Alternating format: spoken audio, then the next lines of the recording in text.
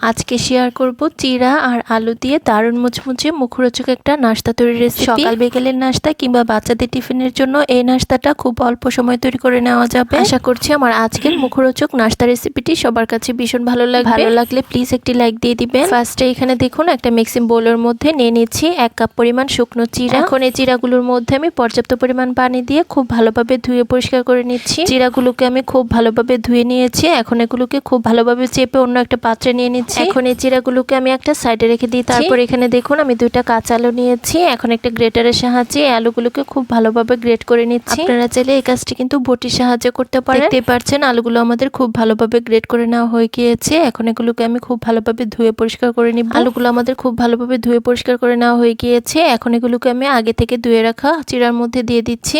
এখন এটার মধ্যে অ্যাড করে দিচ্ছি 3 টেবিল চামচ পেঁয়াজ কুচি, 1 টেবিল চামচ কাঁচামরিচ কুচি, 3 টেবিল চামচ ধনিয়া পাতা কুচি। তারপর অ্যাড করে দিচ্ছি হাফ চা চামচ আদা রসুন বাটা। তারপর দিয়ে দিচ্ছি হাফ চা চামচ মরিচের গুঁড়া, হাফ চা চামচ ধনিয়া গুঁড়া। তারপর অ্যাড করে দিচ্ছি 1/4 চা চামচ হলুদের গুঁড়া, হাফ চা চামচ জিরা গুঁড়া, দিয়ে দিচ্ছি হাফ চা চামচ চাট মশলা, আর সবশেষে আমি এখানে অ্যাড করে দিচ্ছি স্বাদ অনুযায়ী লবণ। এখন হাত দিয়ে এই সবকিছু উপকরণ আমরা খুব ভালোভাবে মিশিয়ে নিব। কিছুক্ষণ মেশানোর পর দেখতেই পাচ্ছেন এটা এখন অনেকটাই শুকনো শুকনো মনে হচ্ছে। এখন এটার মধ্যে বাইন্ডিং এর জন্য অ্যাড করে দিচ্ছি 2 টেবিল চামচ চালের গুঁড়া। চালের গুঁড়ার পরিবর্তে আপনারা চাইলে কিন্তু এখানে ময়দা কিংবা আটাও দিতে পারেন। আবার চাইলে কিন্তু বেসন অ্যাড করা যাবে, কোনো অসুবিধা নেই। তবে চালের গুঁড়া অ্যাড করতে পারলে নাস্তাগুলো খেতে অনেক বেশি মুচমুচে হবে আর খেতেও ভালো লাগবে। এখন সবকিছু উপকরণ খুব ভালোভাবে মিশিয়ে একটা ডোর মতো তৈরি করে নিচ্ছি। বন্ধুরা দেখতেই পাচ্ছেন সবকিছু উপকরণ খুব ভালোভাবে মিশিয়ে আমাদের একটা ডোর মতো তৈরি করে নেওয়া হয়ে গিয়েছে। এখন এটাকে একটা বোর্ডের উপর নিয়ে এটাকে আমি স্কোয়ার শেপ দিয়ে নিব। হাত দিয়ে চেপে চেপে আমি স্কোয়ার শেপ দিয়ে নিয়েছি। এখন এটাকে আমি একটা চাকুর সাহায্যে মাঝখান দিয়ে 2টি ভাগে ভাগ করে এগুলোকে ছোট ছোট স্কোয়ার শেপ দিয়ে নিচ্ছি। এখন এই ছোট ছোট স্কোয়ার শেপের মাঝখান দিয়ে কেটে এগুলোকে আমি 3 কোণা শেপ করে কেটে নিচ্ছি। দেখতে পাচ্ছেন নাস্তাগুলোকে আমি 3 কোণা শেপ করে কেটে নিয়েছি। এখন এগুলোর সাইডের অসমান অংশগুলোকে হাত দিয়ে একটু চেপে সমান করে নিচ্ছি। একইভাবে বাকি নাস্তাগুলোকেও আমি হাত দিয়ে সমান করে নিব। এখন নাস্তাগুলোকে আমি একটা প্লেটের মধ্যে নিয়ে নিচ্ছি। বন্ধুরা দেখুন সবগুলো নাস্তা আমাদের একটা প্লেটের মধ্যে নিয়ে নেওয়া হয়ে গিয়েছে। এখন এগুলোকে আমরা ভাজতে চলে যাব।